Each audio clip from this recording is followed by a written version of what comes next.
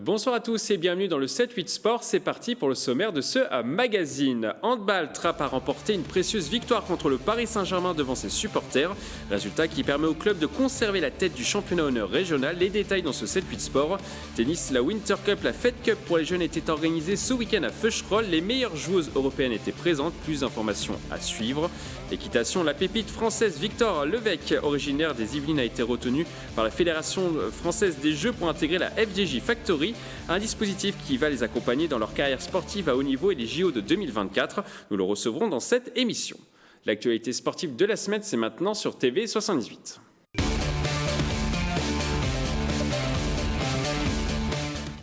On commence tout de suite par du handball. Promu cette année, l'équipe de Trappes a réalisé la belle opération de ce week-end dans le championnat honneur régional. Les trappistes ont réussi à battre le club du Paris Saint-Germain. Des images de Mélanie Poquet, un montage de Romain Ruspini. Trappes PSG, c'était l'affiche de cette 14e journée du championnat honneur régional ce samedi 1er février dans une salle bouillante chauffée par des centaines de supporters. Les trappistes entrent dans la partie de la meilleure des façons en prenant le large rapidement. Le score à la pause 18-8. On rentre avec 10 points parce qu'on a mis beaucoup d'intensité, beaucoup de rythme. On a réussi à monter les balles, poser notre jeu. Des attaques construites, de la patience. On a récité notre meilleur handball cette première mi-temps largement. Au retour des vestiaires, les trappistes restent devant mais connaissent un passage à vide après la blessure d'un joueur de l'équipe sur ce contact. 15 minutes d'interruption au total. Le PSG tente de revenir après ce fait de jeu mais n'y arrivera finalement pas. Score final 33-25 pour les trappistes dans ce match accroché. Il a été compliqué, c'est vrai. On rencontre une équipe comme du PSG qui est équilibrée, qui est très équilibrée, qui a l'habitude de jouer des matchs difficiles. Ils sont d'ailleurs partis la semaine dernière, ils étaient préparés. Ils ont battu l'équipe qui était première ex aequo avec nous. Et du coup, c'était un match compliqué à aborder, à préparer. Mais on a réussi quand même à rester régulier et concentré dans ce match-là. Au classement, Trappes reste leader avec 2 points d'avance sur Val d'Europe. Prochain match pour les trappistes le samedi 29 février sur le terrain de Montfermeil, 4e du classement. Une victoire permettrait à Trappes d'envisager une 6e montée consécutive en 5 ans.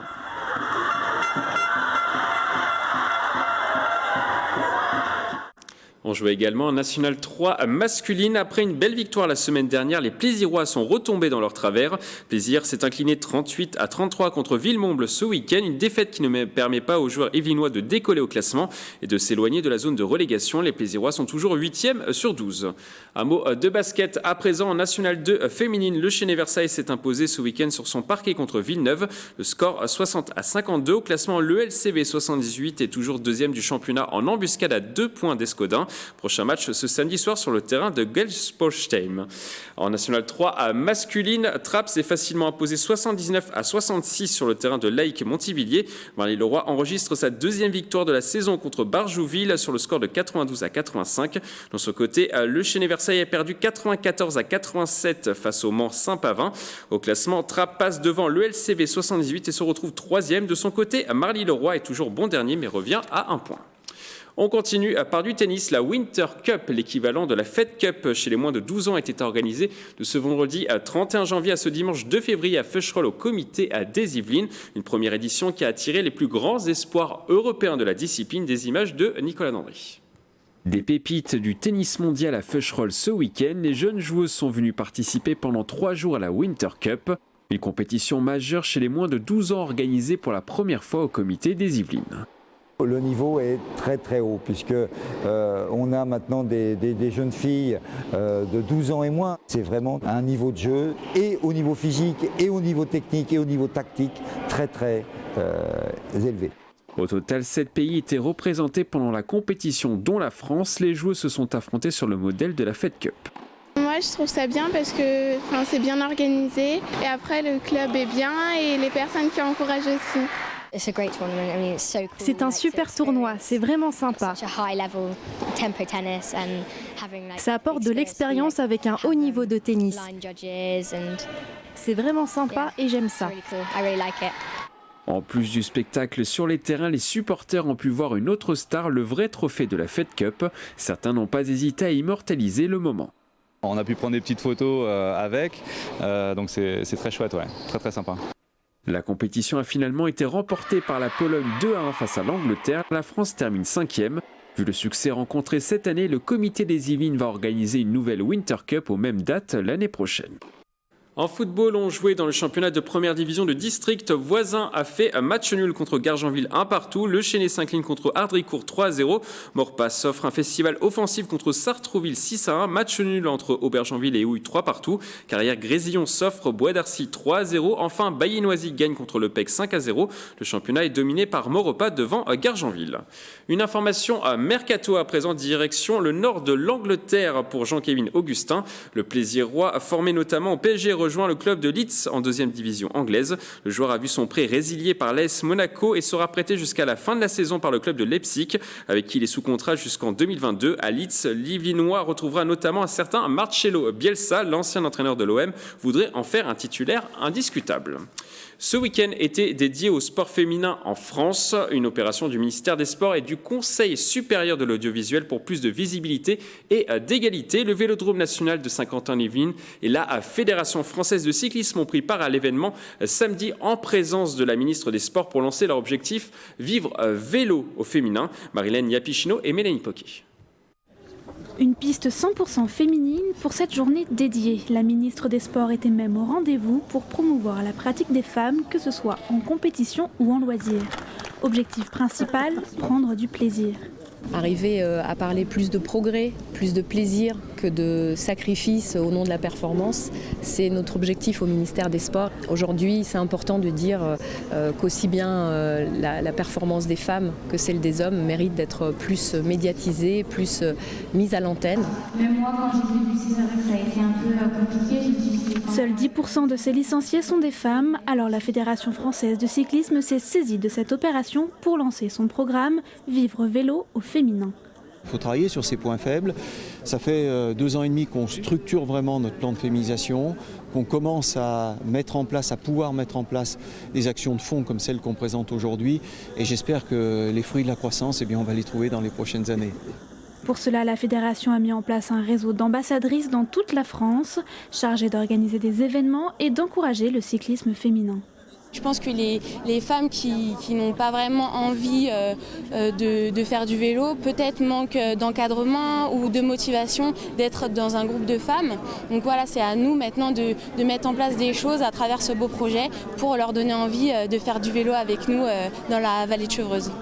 Toute la journée, les femmes étaient invitées à s'essayer au cyclisme sur piste pour pourquoi pas s'inscrire en club et faire progresser les chiffres féminins.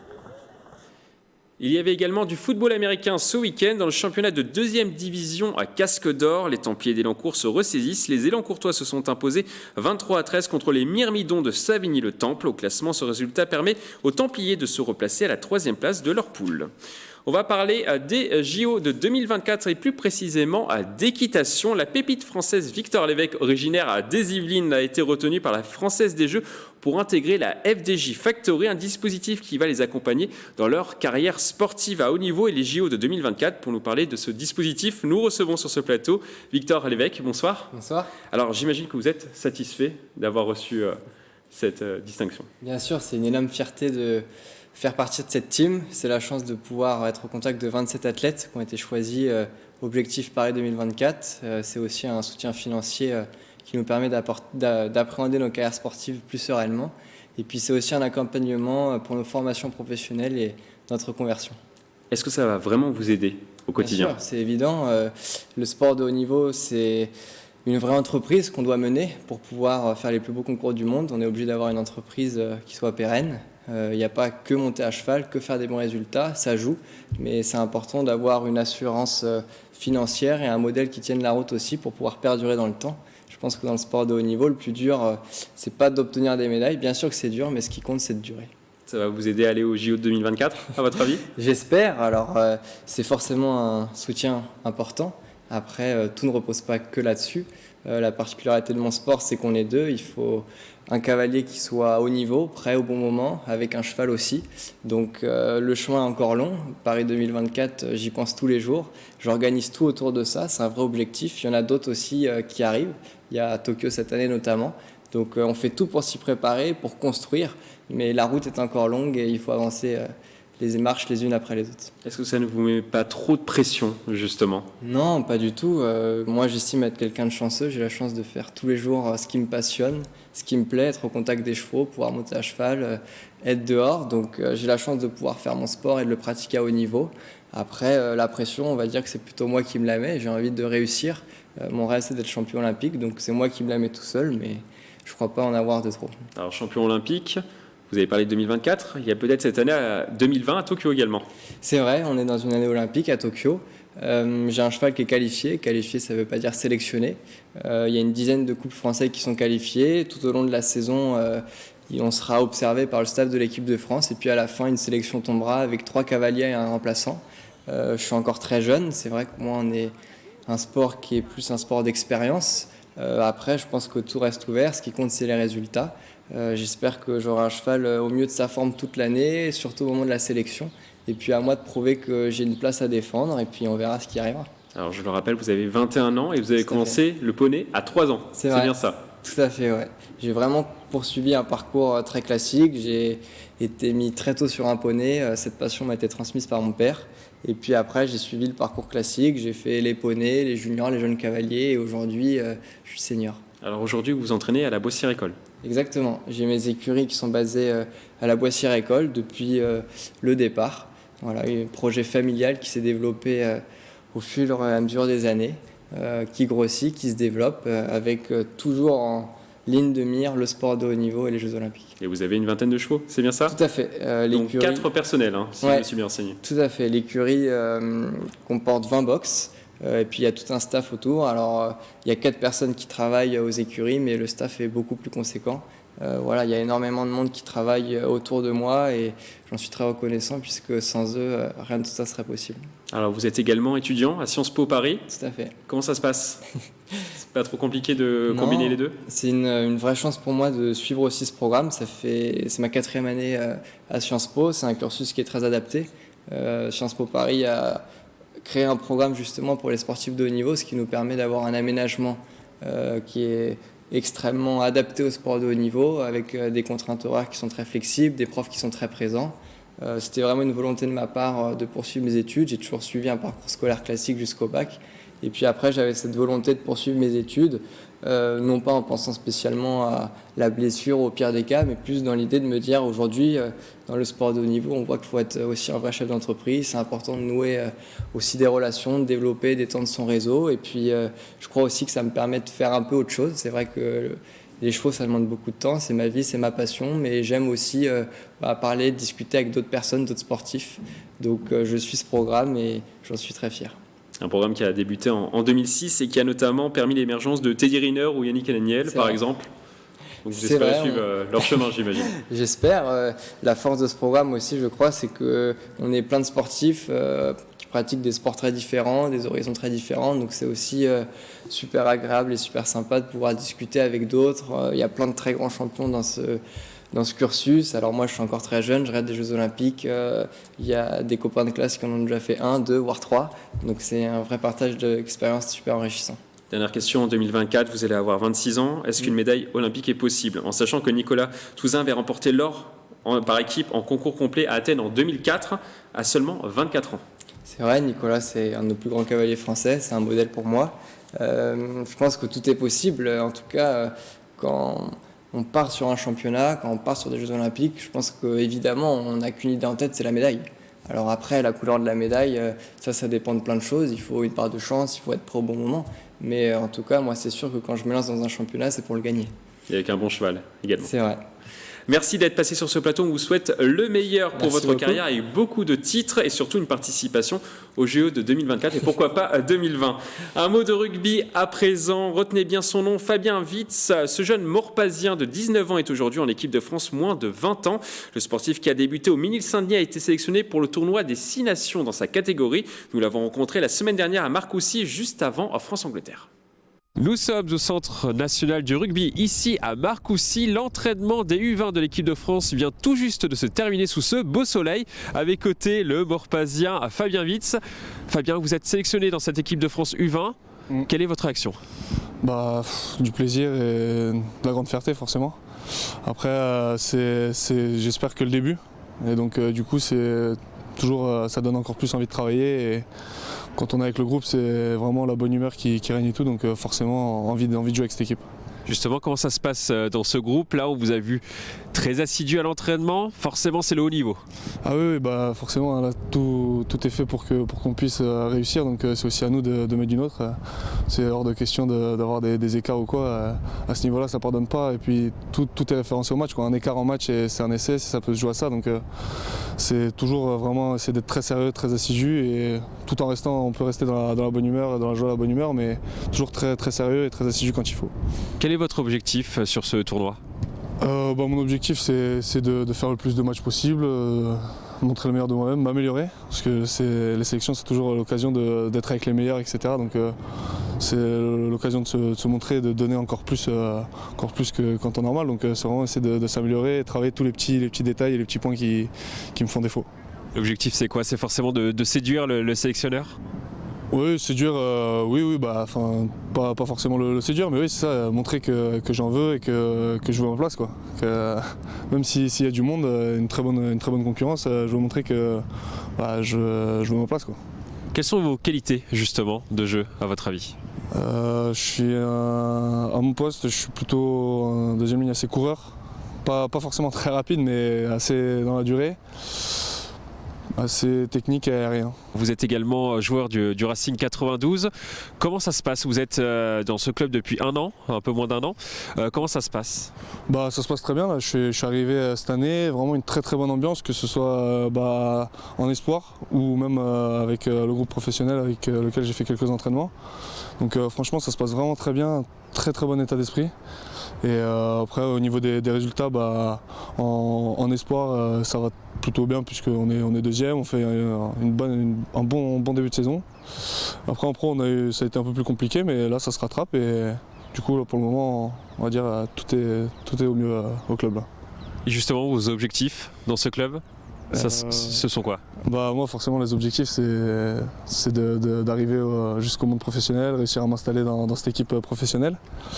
Après, là, pour le moment, c'est aussi, vu mon âge et vu la période dans laquelle je suis, c'est toujours du travail, beaucoup de travail physique, notamment, technique, et toujours travailler sur les petits points qui me posent problème, comme ici. Et c'est toujours essayer de rectifier ce qui ne va pas, trouver même sur nos points forts, entre guillemets, nos super pouvoirs, comme on peut dire, toujours travailler dessus et essayer de les améliorer sans cesse, parce que il faut que ça devienne limite des automatismes et qu'il n'y ait plus de problème là-dessus. Donc tout ce qu'on fait, c'est toujours en s'améliorant. Même si on a des points où on est, entre guillemets, les meilleurs, et ça sert à rien de le mettre de côté et de se dire ouais, ça c'est bon, c'est acquis. C'est jamais acquis et t'es jamais le meilleur.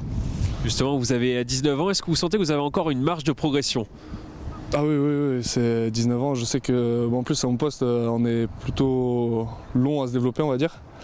Donc oui, forcément à 19 ans il y a très peu de joueurs qui sont finis pour la vie, on va dire, pour le monde professionnel. Donc oui, bien sûr, une marge de progression assez importante, et je fais tout pour qu'elle soit encore plus grande et que je puisse m'améliorer sans cesse. Vous êtes actuellement chez les U20, est-ce que forcément dans un coin de votre tête vous avez l'ambition d'aller un jour chez les A? Ah oui, forcément, hein, si on est là, c'est vraiment qu'on vit de notre passion, qu'on vit notre rêve. Et forcément, dès qu'on en prend un peu, on en veut plus.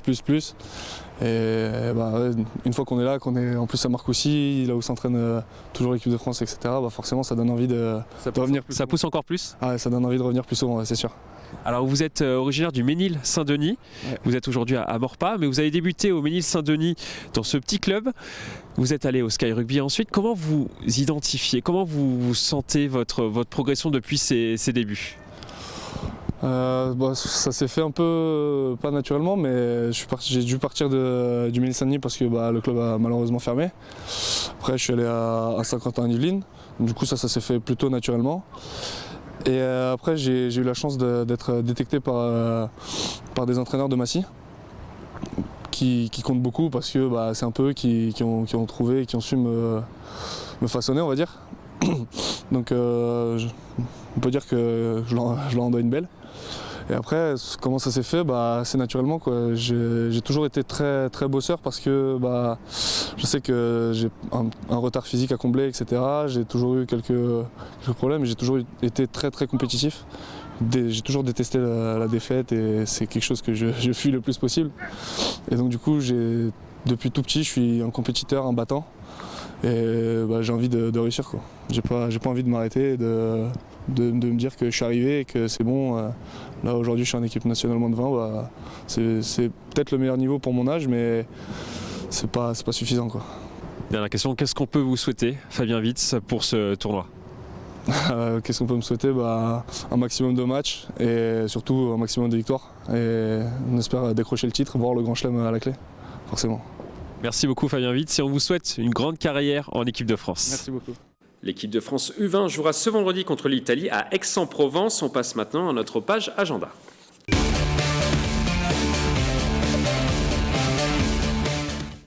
À Versailles, il y aura un tournoi de e-sport ce samedi à l'Hôtel de Ville de 13h à 19h. 3 tournois se disputeront en simultané. 104 joueurs vont participer à League of Legends. 64 joueurs participeront à Hearthstone. Une compétition FIFA avec 62 personnes sera également organisée. Si vous voulez participer, vous pouvez vous inscrire entre midi et 13h en mairie.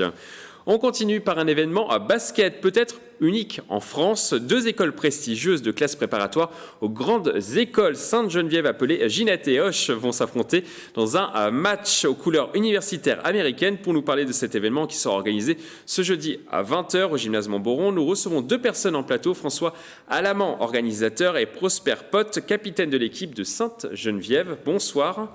Bonsoir. Alors, pouvez-vous nous présenter l'historique de cet événement ? Ce match non pas nouveau. Non, ce match date d'une quinzaine d'années à peu près. Au départ, il était petit, très petit, quelques élèves qui se réunissent, et d'année en année, il a pris de l'ampleur, une grande ampleur, pour devenir aujourd'hui, je crois, pour cette nouvelle édition, un véritable show, un show comparable à ce qu'on pourrait voir dans certaines écoles américaines, assez unique dans son format, dans ses modes d'organisation, dans le fait qu'il regroupe des excellences. Et probablement, avec prétention, nous pourrions dire un petit Oxford-Cambridge à la française. Voilà. Est-ce que c'est un événement majeur dans l'année pour vous ? Honnêtement, oui. C'est-à-dire que on sait qu'on on travaille beaucoup pendant l'année, on est assez dans notre année, et c'est vrai que dans l'année, ça reste quelque chose de marquant et quelque chose qui reste un très très bon souvenir quand on y repense un peu plus tard, et ça reste assez important dans l'année. Est-ce que les joueurs s'entraînent beaucoup, spécialement pour cet événement ? En fait, on a la chance chez Ginette. On a la chance d'avoir un cadre universitaire. On a la possibilité de s'inscrire dans des équipes et de jouer en universitaire pendant l'année dans différentes sections, et donc en fait nous, depuis le début de l'année, on a une équipe de basket avec laquelle on joue des matchs tous les jeudis après-midi en universitaire. Donc c'est vrai que depuis quelques jours on s'entraîne un peu plus, mais globalement on a une équipe depuis le début de l'année. Est-ce que le niveau est intéressant ? Oui. Oui, tout à fait. Il est intéressant dans la mesure où ce sont des élèves qui étaient basketteurs avant d'arriver et qui veulent continuer dans le cadre de leur classe prépa, donc à allier les études exigeantes et en même temps une pratique de sport dans le cadre universitaire, ce qui est assez original en classe préparatoire aux grandes écoles. Voilà. Il y aura combien de personnes sur cet événement ? Beaucoup. 1000 personnes, on parle de 1000 personnes. On parle de 1000 personnes, on parle de 1200 personnes, on parle d'un effectif important avec des invités prestigieux, des troupes de pom-pom girls, il faut en parler, des cheerleading qui s'entraînent toute l'année pour ce spectacle. Pour cet événement ? Oui, tout à fait. Une 50aine côté Ginette, une 30aine côté Hoche. Un show de danse par une troupe professionnelle, une équipe d'un nouveau sport qui apparaît, le Stun Ball, un certain nombre de surprises. Je ne vais pas tout dévoiler, mais c'est un véritable spectacle, voilà, je crois. Est-ce que c'est un match amical ou est-ce qu'il y a quand même un enjeu sportif ? Je pense que vous pouvez demander à tous ceux à la plupart des gens qui seront là ce soir qu'il y a quand même un enjeu sportif. C'est-à-dire qu'on veut tous repartir avec la victoire. Après, on sait que ça reste un gros événement avec beaucoup d'extra sportifs, mais on va chercher la victoire. Justement, qui a le plus de victoires pour l'instant?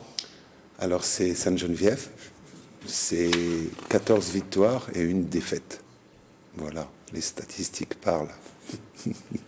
À votre avis, le résultat du match? Victoire forcément pour Ginette? Non, ce serait un peu prétentieux de dire que c'est sûr qu'on aura la victoire, mais en tout cas, on va s'entraîner et on va jouer à fond pour repartir avec la victoire. Merci à tous les deux d'être passés sur ce plateau. L'événement est réservé seulement aux élèves, on le précise quand même. On vous souhaite un bon match et que le meilleur gagne. On termine par une dernière image de basket. Ce week-end, certains basketteurs illinois ont rendu hommage à Kobe Bryant, décédé le 26 janvier dernier avec sa fille et 7 autres passagers. Le Chénet Versailles a notamment fait une minute de silence pendant la rencontre contre Villeneuve en National 2 féminine. Les cadettes évoluant en première division régionale ont également voulu rendre un hommage en faisant une photo avec les numéros 24 et 8, les 2 numéros de Kobe Bryant aux Lakers. C'est la fin de cette émission. Merci de l'avoir suivi. Très belle soirée sur TV 78.